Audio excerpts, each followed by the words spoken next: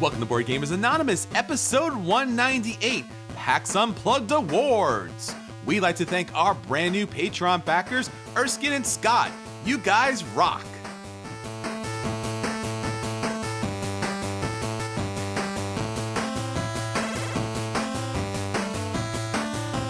You're listening to a proud member of the Dice Tower Network, dedicated to bringing podcasters together for the greater good of gaming. It's sort of like Voltron, but with better lip syncing. Find out more at dicetowernetwork.com. Welcome to Board Gamers Anonymous, the podcast of board gamers and the insane fun we have at the table together. This is Chris. And this is Anthony. Anthony, it is finally said and done. PAX Unplugged 2018 has come to an end, and now we can revel in the glory of what was and finally get some sleep because it was a thing, my friend. Yeah.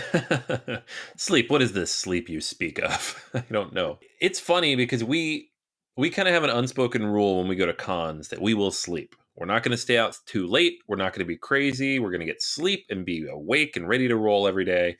And part of that is we have a bunch of meetings and we're demoing stuff all day and we're on our feet the whole time. But PAX is somehow very different. I almost feel like we just go there as normal gamers. It's like the only con we do that. We're going to play some games. We have a few meetings. We'll do a few demos. We'll do a few recordings. But mostly we're just going to play some games, which means we stayed up way too late. Got no sleep. Which is awesome, but I'm really tired. Yeah, it definitely becomes an endurance test as the convention goes on. There's so much going on, and I think just in general, the city of Philadelphia, since it's always going, there's people on the street, there's people in the hotels still playing games, the lights are on, the stores are still open, the restaurants are still open. It feels like you should still keep going. You should still push it a little bit, get another game to the table, and I think each and every night, it's that kind of really difficult decision whether you want to go to sleep or you want to push past it and get just one more game to the table. You know, it was a great time. The weather was more or less hospitable throughout the whole time. A little windy early on, a little rainy at the end, but temperature was in a good spot. The hotels were all pretty close. PAX Unplugged for the vast majority of the time, with the exception of the last day, was open till midnight, although even on the last day, they weren't pushing people out of the gaming at 6 o'clock, which was really, really cool of them to do. And everyone was there, publishers, producers, board game people, media people, everyone playing games together at the same tables, especially at the first look section, was really a phenomenal sight to be seen. And obviously, if you haven't already, check out our Facebook account. I logged all of our pictures there over the multiple days that we were there. And it was honestly just a really great time overall. Yeah. And by popular demand, I saw that you captioned them all too. So you can actually see what the games are. Because every con we go to, we're like, here's 50 pictures of games. And every comment is like, what game is this? What game is this? So asked and answered, guys. There you go. Yeah, typically those cons just way too much. PAX is definitely much more of a chilled environment. So please check out that. Please check out our website, boardgamersanonymous.com. We'll have some written content up there for you for some of these games that we saw at PAX and got a chance to review in more detail. But let's talk about everything that happened during PAX 2018, their second convention. It was all about the gaming and some other odds and ends. So, Anthony, let's talk about some of the odds and ends. Odds and ends it is. Yeah, I mean, PAX is such a unique experience because when you go to a PAX, you are there with not just board gamers, you're there with PAX fans. So you have the people who are there for the pins and the people there for the merch. And I walk by the merch line repeatedly waiting for it to get somewhat shorter, and it never happens. And so that's a little bit different than like you go to a Gen Con or an Origins. You don't have that unique loyalty that people have to the con, to the brand, which is really cool. And at the same time, you've got Philadelphia surrounding the convention, which just adds that much more character to it. You know, you go to Columbus, you go to Indianapolis, and those cities certainly have character, but that character tends to go to sleep around 9:30. So, like you said, Chris, there's not a ton to do later at night. You kind of just wander back to the hotel and maybe play a game, maybe go to bed. So PAX is definitely the kind of con designed to keep you awake, designed to keep you engaged. And with all those, excited PAX fans, it's pretty cool. 2018, the second year of PAX, there were some differences that we saw from last year to this year. First off, it was a year in which BGG Con wasn't occurring at exactly the same time. So we got to see a lot more traditional board gamers, people from our BGG time. And that was a lot of fun. So a lot more games actually got to the table, and a lot heavier games got to the table, which was fantastic. And a lot more vendors got to the convention than had done previously. It was a larger turnout, at least as far as I can tell, and pretty much everyone we talked to. A lot more vendors. Some cases, the space that they utilized was smaller. We talked to a lot of vendors, and that seemed to be the way to go. And they seem to be a challenge as far as what games to put out, because last year, a lot more PAX people that typically attend those video game conventions coming to PAX Unplugged.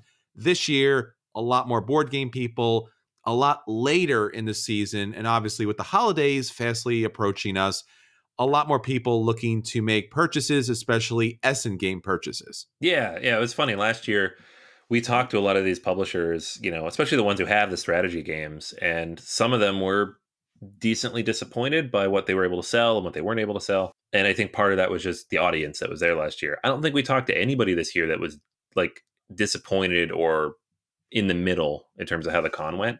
I think not only the bigger crowd, but more the board gamer crowd, and the fact that people kind of catered what they brought to that crowd made it, a much more successful con from that perspective. And then from everybody else, the people who were there's perspective, there was a ton of stuff. And you didn't have, it's not Gen Con, so there's not like thousands of new releases that people rush for that all sell out. There was a handful of new things, a handful of recently released things. Most of those things you could get the first day or two, and lots of gaming to be had after that. So it was pretty cool. Yeah, I think there was a nice mix. So some of the publishers were a little concerned that they weren't getting the best diversity, at least as many PAX people as they did last year, but there was a good number of PAX people there. Every publisher that I spoke to, and I spoke to a good number of them, said that this was at least twice as good as last year as far as sales was concerned.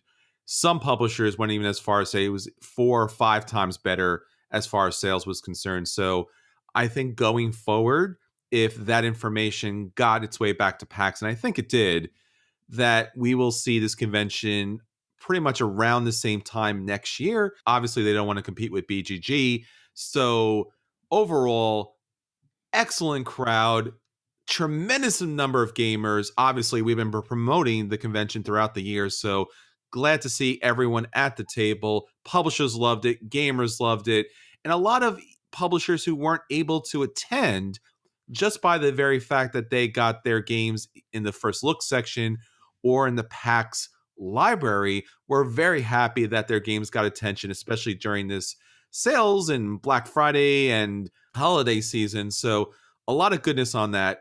There were some logistical issues, obviously, with dealing with the crowd. PAX has a particular way of dealing with their people coming in and out. Anthony, why don't you talk a little bit about that? Yeah, I mean, it's the only con I've ever been to where they make you queue up to get in the morning. And this year they added metal detectors on top of that as a security measure. And I mean, we never waited that long, but we also never tried to get there early. So I know people who tried to get in early if you're getting in line for a tournament registration or whatnot.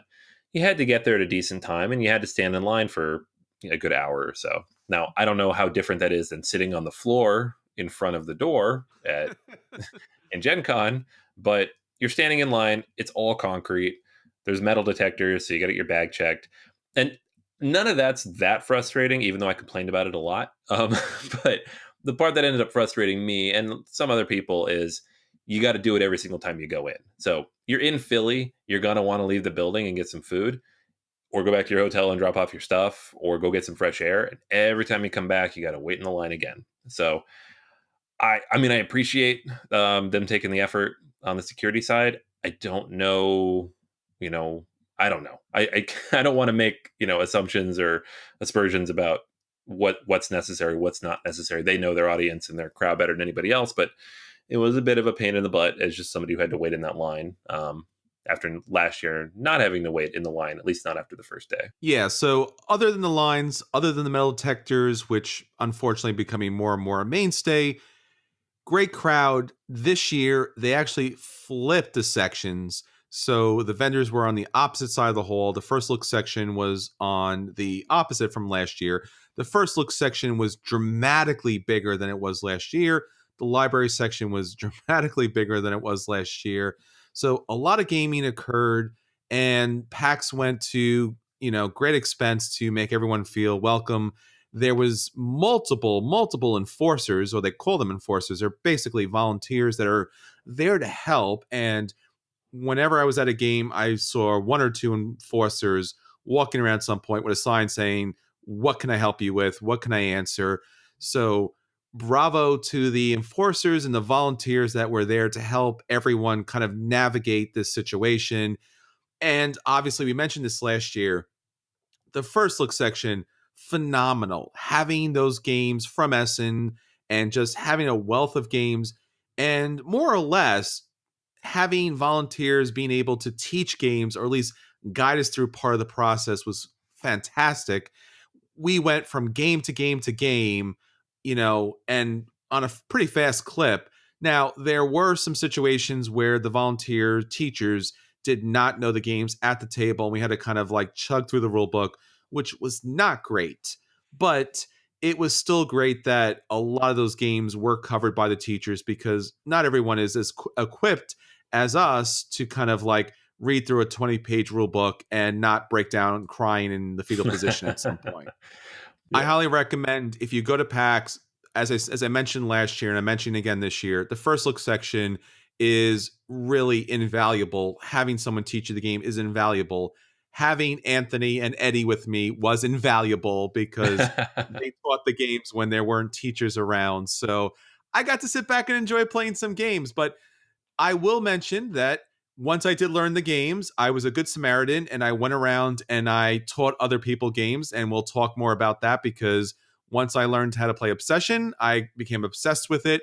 And I taught several other people how to play it at, I would say, grudging delight of other people who were waiting for me to jump back into my own game. But Yep. first look section, awesome. Great job. Definitely try to learn those heavy games, because there was one funny situation where I found an enforcer that was teaching the game, or was supposed to teach the game. And I won't mention what the game was, but he was like, yeah, I don't really know how to play that game. I know I was supposed to teach that game, but I'm really not sure. But you don't want to play that game. It has 4 rondels. I'm telling you, 4 rondels. That's not a game you want to play. And I'm like, yeah, it is. He's like, oh, no.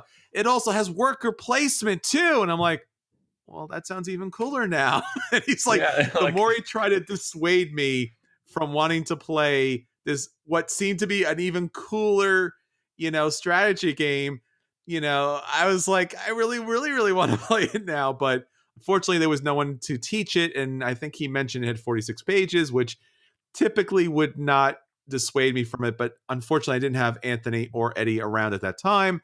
But overall, for me, excellent convention. Best of the year. Really, really thrilled about it. Great job, everyone around.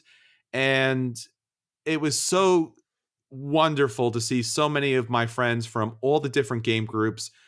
We had the vegan board gamers were there, which is always great to see them. There was so many of the meetup groups from New Jersey that I'm either a organizer or a member of. There was all the Philadelphia groups, which I'm a member organizer from. New York, New Jersey, Pennsylvania, Washington, D.C., Maryland, Delaware. Obviously, it is somewhat local and drivable from everyone in the Northeast area. So we saw a lot of people from those areas, but people came from around the country and around the world. And it was so wonderful. Great diversity. Love to see those people. Love to have them at the table. Fantastic. Thank you, PAX 2018. Unplugged was fantastic. Every gamer there, great time, loving sitting, playing the games with all of you. Even got some games with some of our Patreon backers, which was great. And I guess the only thing to talk about more would probably be the games, Anthony. Yeah, let's get into it. All right, so let's talk about some of the hotness that PAX 2018 Unplugged had to offer. So, why don't you start us off with one of the games that you love a lot, Anthony? It's not just hotness, it's an obsession with a really strange name and strange deck titles. Yeah. Chris is obsessed with the name of this game. So it's called Keyforge. If you haven't heard of it, I don't think it's that weird, but maybe you can elaborate why it's weird. I think it's weird because Keyforge is literally one of the most generic names possible for a fantasy card game. And yet, each and every deck has the most absolutely absurd names. So the irony there is not lost upon me, even though it might be lost upon Anthony a bit. I'm blinded by my love for this game. Yeah, this game launched like 2 weeks ago, 3 weeks ago, and I've been playing it a whole bunch back here in Pittsburgh. And so it's I didn't realize this because my local store ordered like 1,000 boxes of this thing, like some crazy numbers. So they still have it, but it's generally hard to find, and people are very much into it. So this was one of the hottest games of the con, if only because a lot of vendors had copies of it. Not the starter sets, but a lot of the decks. There was a lot of tournaments going on. Fantasy Flight was there demoing the game, which always had a huge crowd around it. So Keyforge was everywhere. We saw people playing it all over the place. And we even managed to play a game. I taught Chris the game, and he was fine with it, right? And that's my review. It's fine. But yeah, it's blowing up right now, whether it's the hotness fad, probably, or if it has, legs on it and it'll be around for a little while, remains to be seen. But at the moment, I'm very much enjoying it, and as are a lot of other people. So that was one of the hot games at PAX this year. Yeah, and we should mention that our friend Greg, who is amongst our many friends that were on our Facebook photos, actually won one of the Keyforge tournaments. So congratulations to him. And yeah, it's a fine game. Like you said, it might last longer than the jokes that I will have as far as the names are concerned, but we'll see which one lasts longer, the game or the names. So that is definitely one of the games. Anthony, a game that I'd like to talk about is a game that I've already talked about because I was lucky enough to be at Double Exposure's DexCon this past year and got a chance to play an early version of Quacks of Quedlinburg, which actually at the time was Quacksaber da Quedlinburg. So take it as you would, English or German version. Quacks is a fun and fantastic game from our friends at North Star Games, and it's all about pressing your luck, picking up the right combinations to build your bag up, and really, really enjoyed this game. How about you, Anthony? Yeah, I mean, I actually haven't had a chance to play it yet. I have a German. You have two versions of I know, right? I had a buddy who did an order from like Amazon.de, and you could get this in German for like $20. And I was like, sure, I'm all in on that. And then I get the copy, and the game is mostly language independent, but just the German on the box and a little bit of German on the player aids and everything else, and the rules printed out, and people were just like, I don't know. So now I have the English version, and I very much look forward to getting this to the table when people won't give me grief about it not being in English. Welcome to Pittsburgh, I guess. So, but yeah, I'm really excited for it. Everything I've seen about it, everything I've heard, it looks great. Yeah, and especially since it's by North Star Game, you're getting a good production and a good price for the game. So if you haven't checked this game out before, definitely check it out. It's really, really a fine game. So, Anthony, a game that we both got a chance to play for the very first time, Azul Stained Glass. Yeah, and I think the name's even longer than that, but I didn't write it down here in the spreadsheet. It's like Azul, stained glass of Sintra, something. Azul 1.5, I guess I'd call it. It's not quite like a full sequel because it uses the basic mechanics of Azul, but it adds a few things to it that makes it more interesting. And this game technically launched, I guess, last week. That's when all the stores started getting it. And Plan B was not at PAX this year, but Cool Stuff brought a lot of copies of this game, enough that they still had it at the end of the weekend. So I picked mine up on Friday, you picked yours up on Sunday. Everybody got this game, and we get to play it. I think, at least from my side, I really, really liked it. I've always liked Azul, but it just didn't have that little extra strategy bite, I guess, where you get to have various different decisions that you can make. Frequently in Azul, you have one or two good options, and you take them. Sometimes you have to choose and plan a little bit, but Often it's about that draft and what's out there when it comes to you. With stained glass, you have a little bit more options there because you're moving your little worker down the line of these different glass columns that you're building. And similar to, a regular Azul, you're trying to fill out these columns, but they have different numbers of, glass pieces on them. And you can, try to complete all the ones up front, or you can jump ahead and try to complete ones later down. Then you have to reset back, basically pass your turn to reset back to the beginning. You score points, not just based on the one you complete, but based on all the ones you've completed after that on the line. So you maybe, jump ahead and kind of, I'm going to go do some of these at the end so that I can go back at the front and score more points. Lots of really cool decisions here. And yet it still doesn't take any longer than regular Azul. It's still quick and breezy. I dig it. I'm glad I picked it up. Yeah, it surprised me because I like Azul, and I think it's a fine abstract. And no matter what people say, we're talking about strangeness as far as names are concerned, it's still Azul stained glass, or what looks to be really something you have to keep away from children because the glass pieces look really tasty. Yeah, they do. They legit look like hard candies, like Jolly Ranchers or something. I don't know. I like this one better because of a couple things. First off, the board isn't static, so when you do complete a section, the pieces flip over, and you complete the section again, they pop away. You actually have a figure that determines where you can place a piece. That figure can be moved, and you can actually pass. So you may not be held to a particular bad selection. So that was a lot of fun. This kills Azul for me. I picked up a copy, and I really think if you like Azul or you didn't like it enough, this is probably something that you want to check out because it just does something more than Azul. So definitely a good successor. All right, Anthony, we have something also to talk about from our friends at CMON, something that we demoed at Gen Con that was a little bit of the hotness here for PAX Unplugged. Yeah, Victorian Masterminds. This is the new game from the design combo of Eric Lang and Antoine Bauza. And it is, I don't know, it's like this weird steampunky type of thing taking place in Victorian England. And you're trying to build these contraptions, I guess, is kind of the theme of it. Like any CMON game, it's decently overproduced. So you have all these different plastic pieces of different monuments, and you're building out your contraption with all these little cardboard bits that fit together. It looks amazing. It has great table presence. We played one round, I think, or one cycle of the game, whatever that's called, back at Gen Con. And we're not blown away, if only because I think the initial score was some of us had points and some of us did not have points. And I don't remember who didn't have points, but he's on the podcast.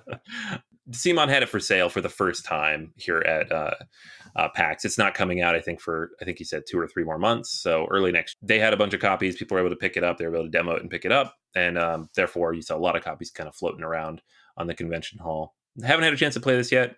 Looking forward to getting the table here in the next couple weeks. And we'll hit you guys up with a review once we've played a full game. And I'll let you know if people score points by the end of it. Hey.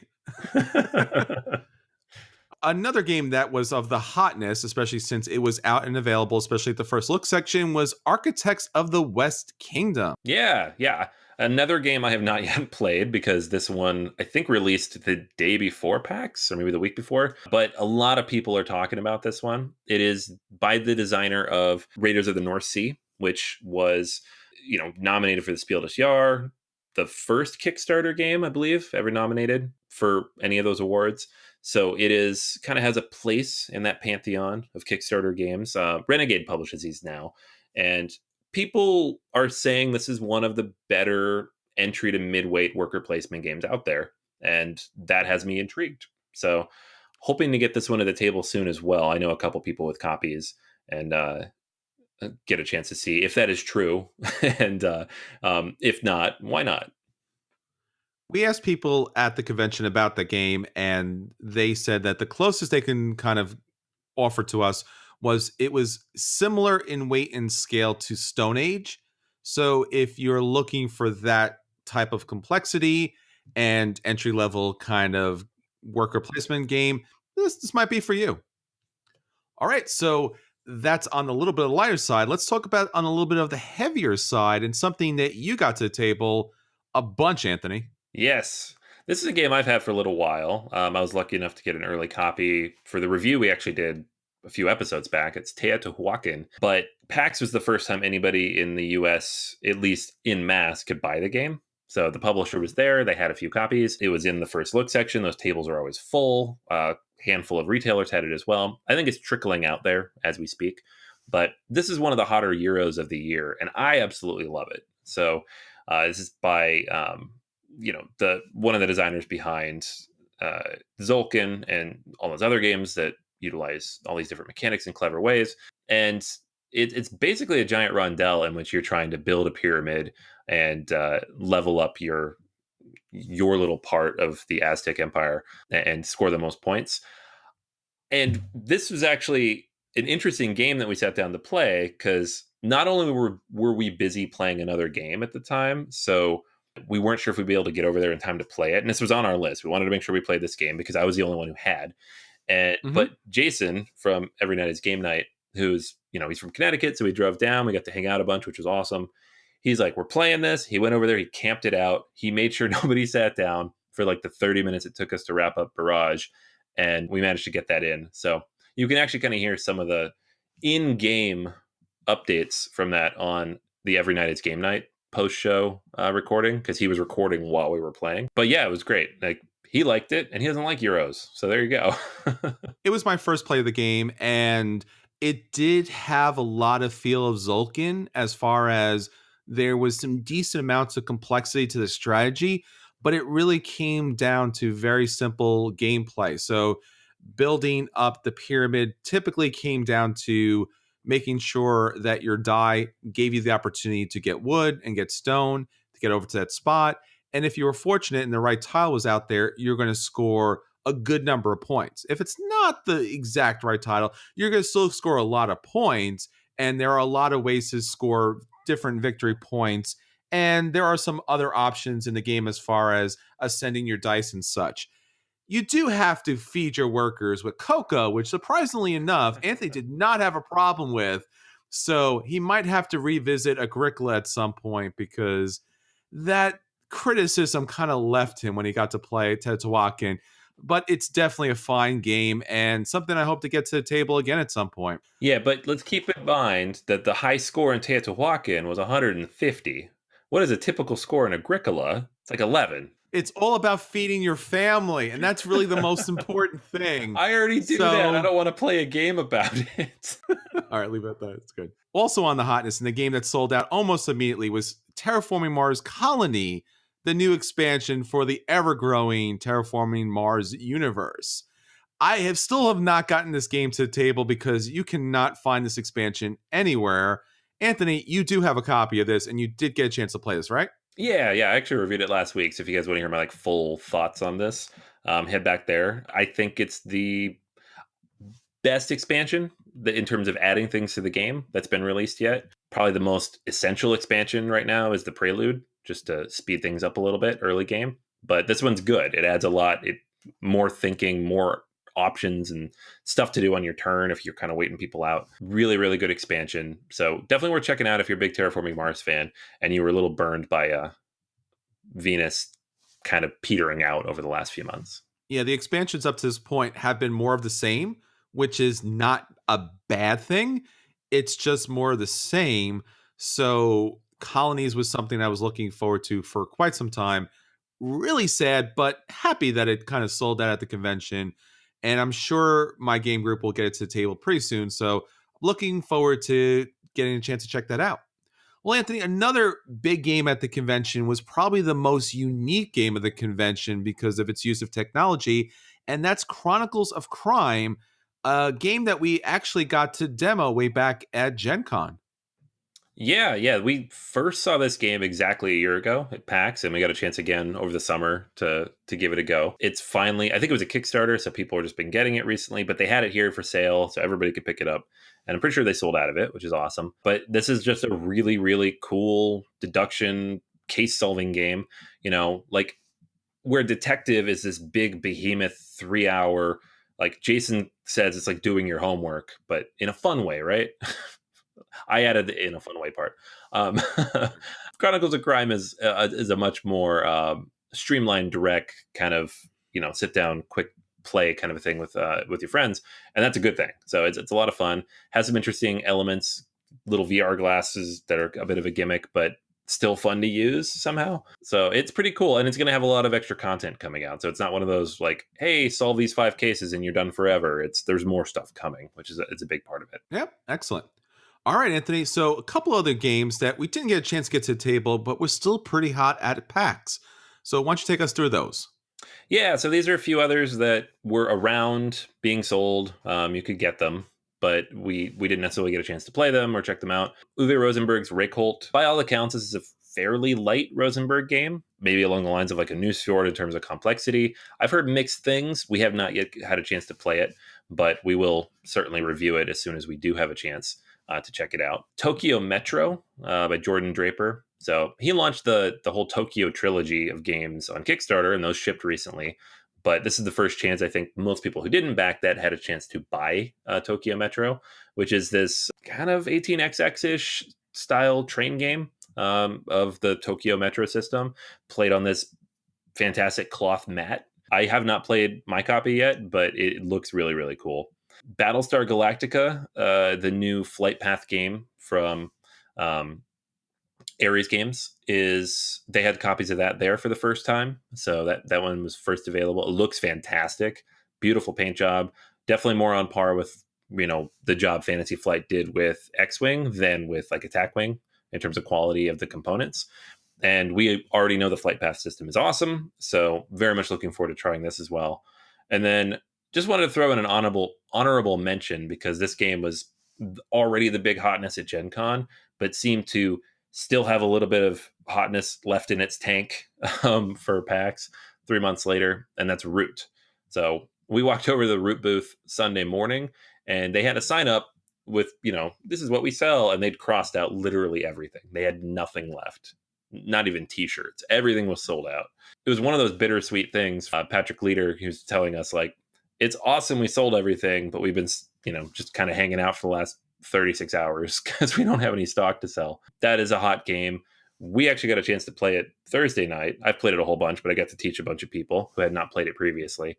And it's not going anywhere. And there's more content coming next year. So that is definitely a big hot game for a while to come. Yeah, I'm still trying to get my copy. This is like literally I guess now at this point, the second convention I've been to where I couldn't pick up a copy of Root because it flies off the shelf. So if you get a chance to play it, definitely do so. And you can listen back for Anthony's full review. All right, Anthony, so let's actually talk about the games that we did get to the table. The first look hotness, the things that really, really impressed us out of all the games out there. We did mention, once again, our revised title, Azul Stained Glass. What did you think in a little bit more detail? And don't forget to mention the candy. This game goes in the top shelf. Keep it away from the kids. They need to put a sticker on the box. You guys can use us if you want. And we're not joking about that. It does look like delicious candy that your kids might actually try to eat. Yes. Yeah. And break their teeth on. Definitely. Yeah. Azul Stained Glass. I agree with what you were saying earlier. I think this is better than the original Azul. I think it offers more interesting decisions, more variety of decisions without making the game longer or too much more complex. People who like the lightness and accessibility of Azul maybe won't want a little bit extra, but for me as a strategy gamer and with my game group where this game already gets played a lot, I'm very, very excited about this. So I bought it. So obviously it's a buy for me. I'm looking forward to getting this at table. And I'm hoping people don't get weird about it. Because, sometimes when you have a slightly different or upgraded version of a game that people already like, it's hard to get to the table. But I'm going to push it hard because I do like this quite a bit. Same for me. Azul was a game that's been in and out of my shopping cart many, many times. I never pulled the trigger on it.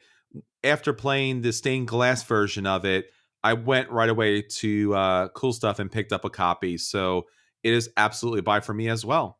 All right, Anthony, so let's get into the heavy stuff. Once again, Teotihuacan. You've already purchased this game. It's a buy for you. You love it. And I'm guessing you want other people to run out and pick this one up as well.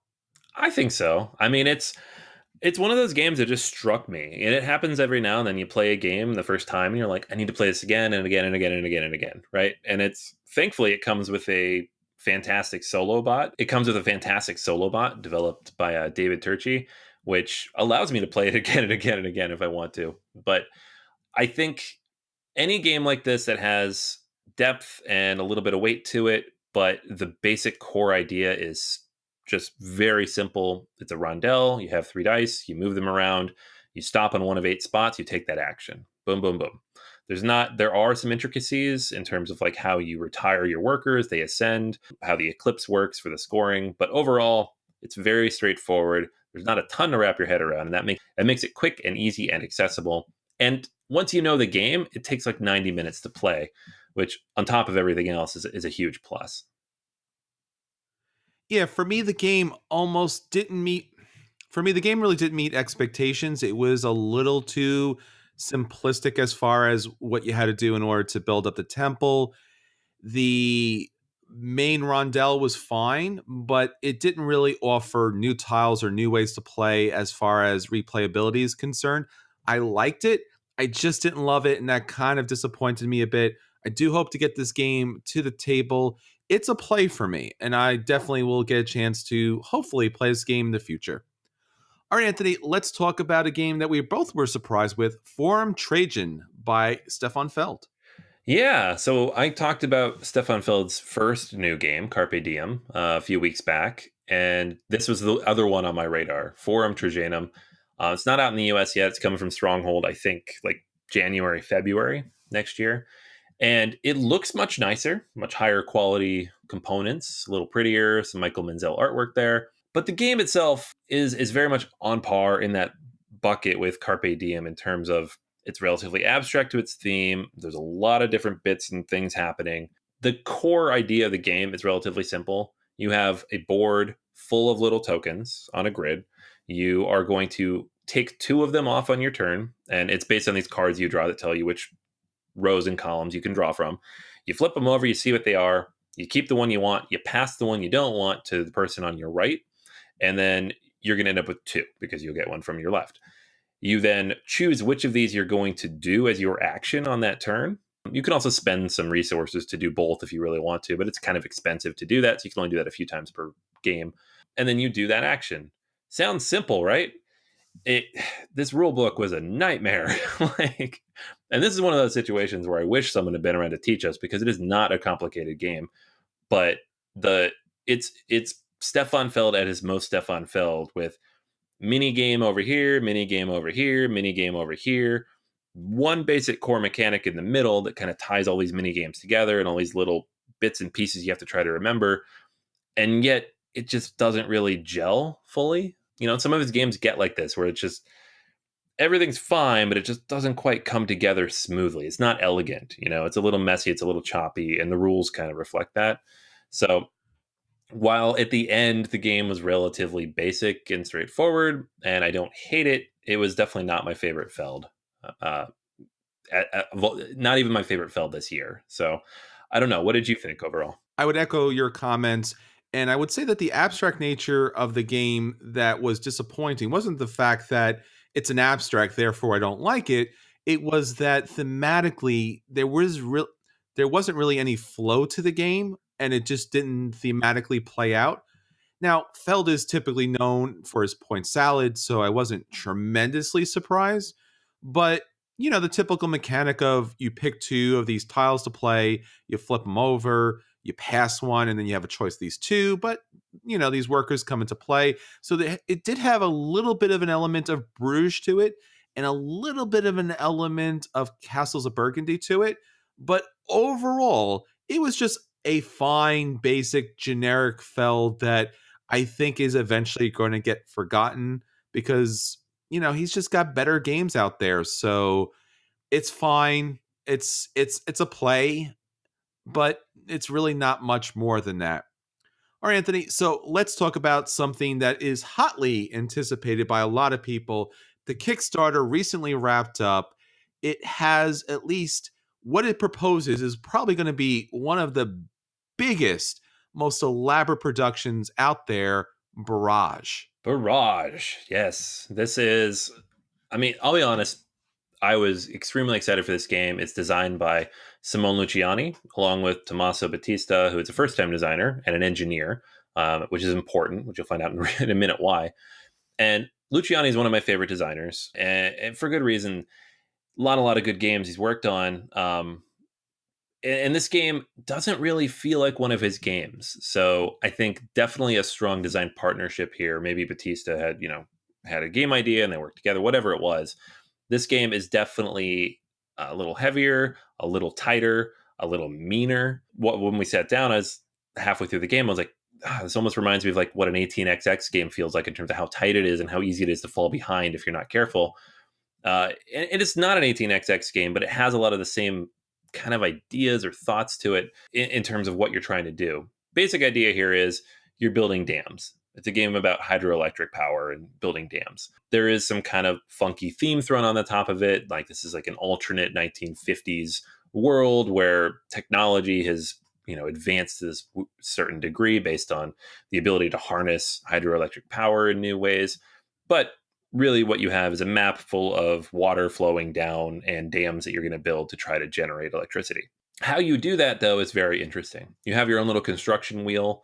You're going to spend resources to take certain actions to build things. You put those in the wheel, you turn the wheel. Those resources are now locked until you turn the wheel back and they unlock. You can do that by taking various actions, or you can take a special action on the board, which lets you move the wheel X number of times. There's also contract cards that let you move the wheel or generate resources or do all sorts of other stuff based on the power you have. The vast majority of the actions you can take other than building stuff are on a board in the middle of the table. So it is kind of a worker placement type of game. You have 12 of those workers. A lot of these actions cost more than one. So you have to kind of balance out how you use them. And it's very, very tight. What you're trying to do with all these different actions you have is to put dams on the board so you can collect the water that's going to flow down every round, make those dams bigger so it can collect more water, and then connect your dam to a power plant that you build. And then there needs to be some kind of conductor there. It doesn't have to be yours, it can be someone else's, but someone there to operate all this stuff. It is difficult to do all that. You have to plan very far in advance. You have to know what you're trying to do. You have to know what your opponents are trying to do. And people are going to cut you off, and the higher up on the board you try to build, the more expensive it gets. So it's difficult just to jump to the top of the board and say, all right, I got the top spot. I'm always getting water, because it costs a whole bunch of resources to do that. And I made the mistake in our game of starting in the middle, and then immediately people were right above me based on, they had powers. This was Chris, by the way, had powers to get himself up there for cheaper. I don't blame him for that, but it meant that my entire first turn was kind of wasted because I couldn't use that dam for a couple rounds until I, built a workaround. That is how the game works, and that's what it's meant to be. So it is very tight. If you fall behind, if you don't plan, if you don't know what you're doing early on and you make these poor decisions, it reminded me a little bit of how I felt playing Food Chain Magnet, where the first one or two times I played that game, I was like, I don't really know what I'm doing. And then by an hour in, I'm like, I know I'm losing. I know I'm going to lose. There's no way to come back because I've made, XYZ poor decisions early on. It's that kind of game. So I don't know what I think of it yet, but on the other side, I love Food Chain Magnet once I finally got all that stuff down and in my head.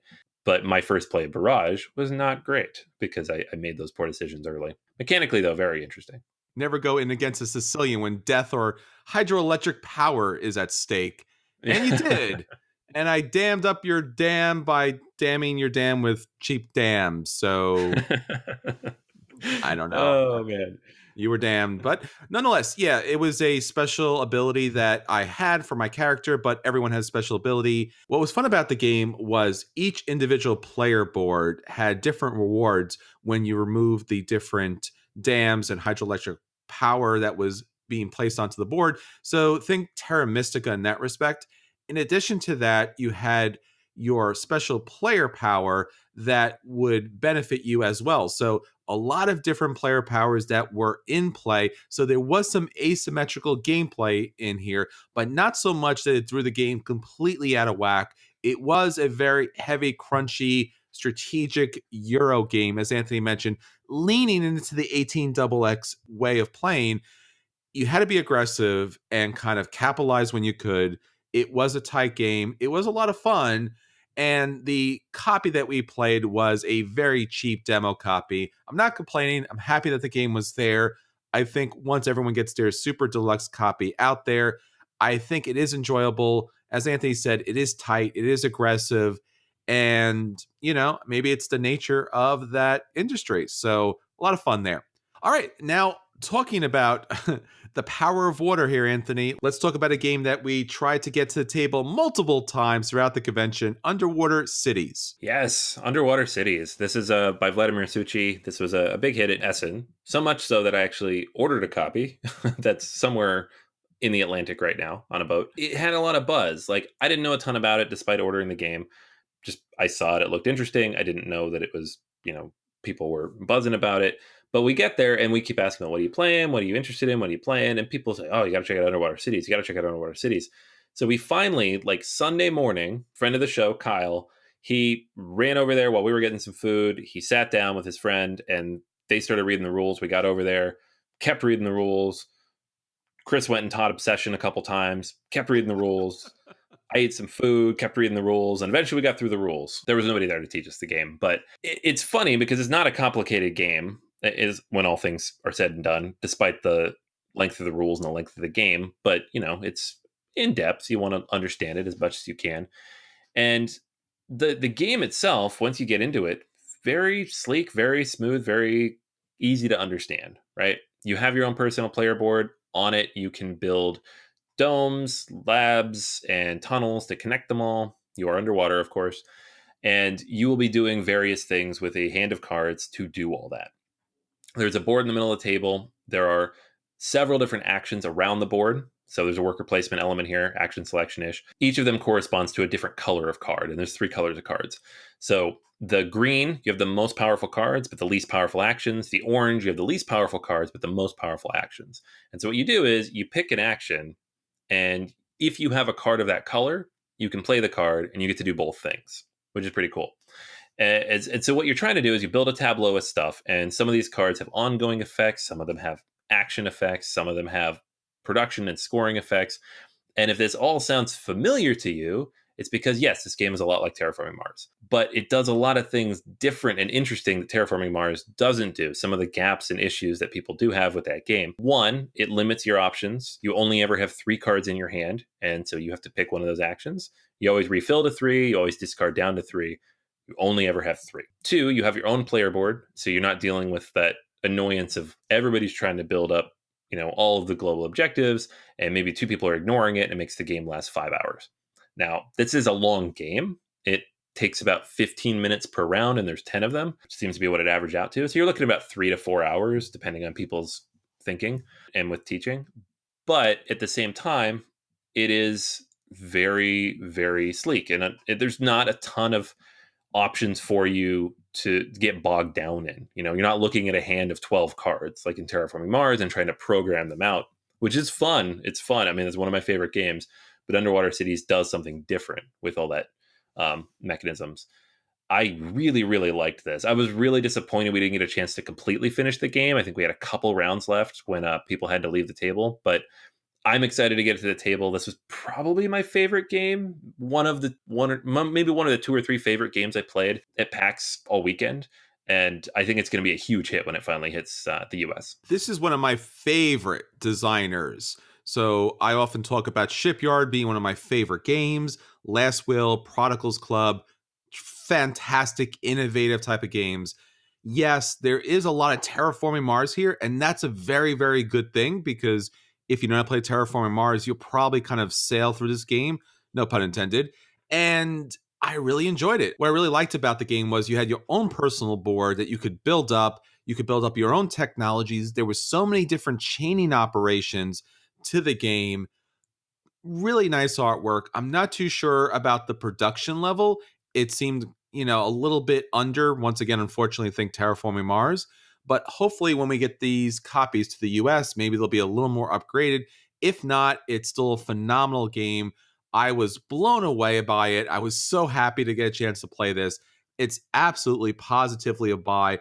As soon as I get a chance to see this somewhere on the market, I'm definitely picking this game up. Also, we had a chance to play Smartphone Inc.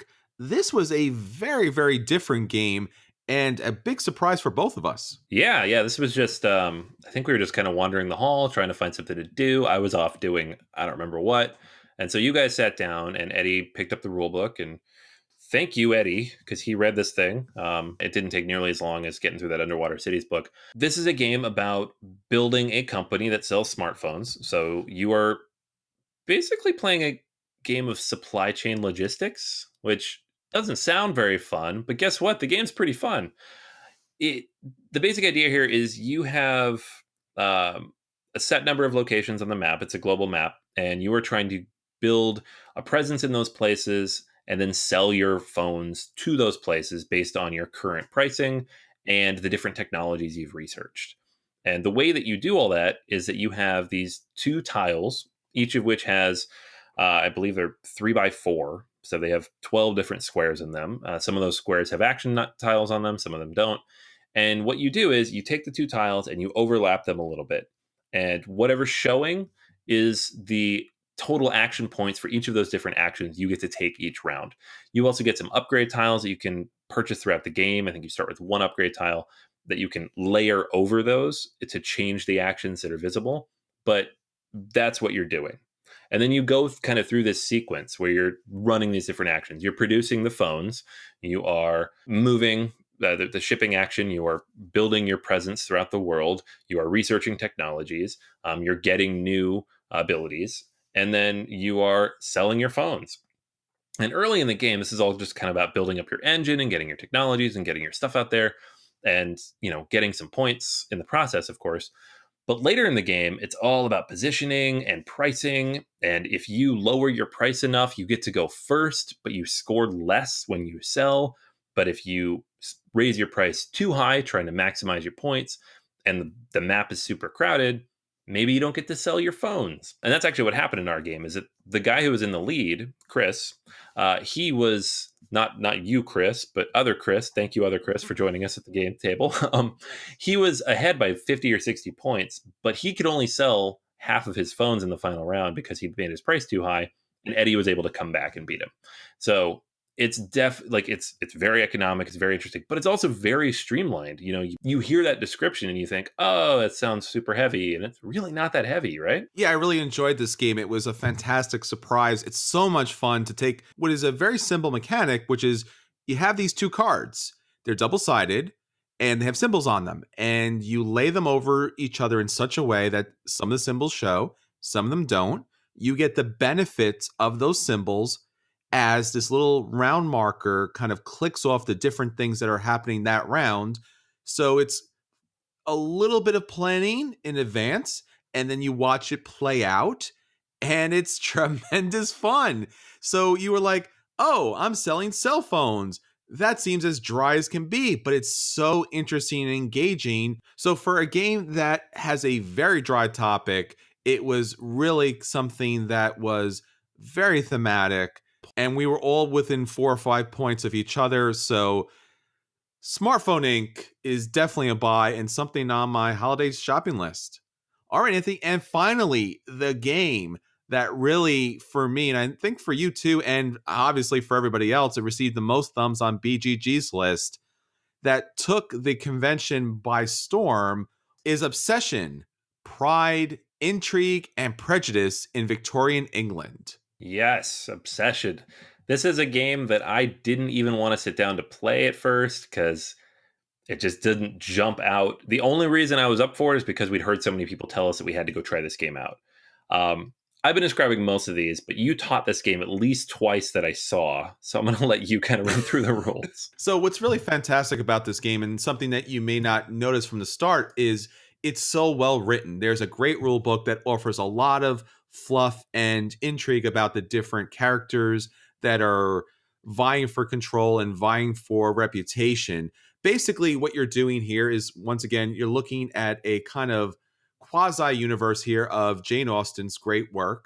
And the Fairchilds are this brother and sister couple that are, on the upper crust of society. And what you are doing is trying to get in on it. So you have your own family that is going to support you on attracting one of the Fairchilds to your family throughout the game. And that happens several times. So at the start of the game, there will be something in particular that the Fairchilds are interested in. It may be sporting, for example. So you'll look at your tableau and you'll have a number of different activities to choose from. And because they're looking for sporting, maybe you'll try to engage your sporting activity. So you'll place that activity up there. You'll pick one of your staff members based upon what the tile requires to activate that activity. And there'll be a number of family members that might be engaged in that activity in order to invite guests. So you might need the ladies there or the gentlemen, or maybe just people in general to attend. When you pick out which members of your family or guests that will be engaging in that activity, that deck building element comes into play because those cards will have benefits that you will be able to gain throughout the game. So it might be reputation, it might be additional money, or if the guest isn't of the upper crust, it might actually be negative points, negative reputation. So at some point you might dismiss them as well. But as the game goes on, you're building a tableau of different activities that is going to score you victory points to gain you favor with the Fairchild, building your deck up by utilizing the different special guests and the prestigious guests that come in. So it is worker placement, it is tableau building, it is and deck building, and overall it's a lot of fun. And yet it never became overwhelming because it's all about building that one activity and obviously purchasing other activities from the market. Yeah, this game was really surprising. And it was one of those experiences where, midway through the game, I was unhappy with certain things. I'd fallen decently far behind and was having trouble getting things done. But things swung not in a bad way, but there was a lot more options left as we moved towards the later game than I expected. The depth here was much greater than it initially appeared. And I was able to kind of work within the confines of what was in front of me and manipulate my tableau accordingly. It was a lot of fun. This is not a game I expected to like at all. And yet, like you said, is probably one of my favorite games that we played all weekend. And I think there's still copies available. That's the cool thing about this. Like we talked about Smartphone Inc. Can't really get that right now. Underwater Cities, you can't really get that right now until Rio Grande prints it. Barrage is still a year off if you didn't kickstart it. But this one already kickstarted, and the publisher seems to have a few copies left if you hit their website. I don't know if they're going to print this in full, if someone's going to pick it up, or if it's going to come from a bigger publisher. So if it sounds interesting, or if you did get a chance to play it and you liked it, maybe go check that out. We don't normally plug publishers directly to go buy their stuff, but I think it's kind of hard to find, and it was really, really good. All right, so that's everything from PAX Unplugged 2018. Once again, a fantastic time, fantastic games. Thank you to everyone that joined us at the table. Thank you to all of our Patreon backers.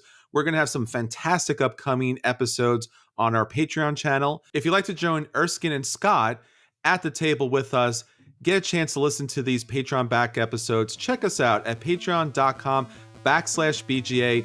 Let your friends and family know about this great podcast and everything we do to help guide you to the best games at the table. Until next time, this is Chris. And this is Anthony. And we'll save you a seat at the table.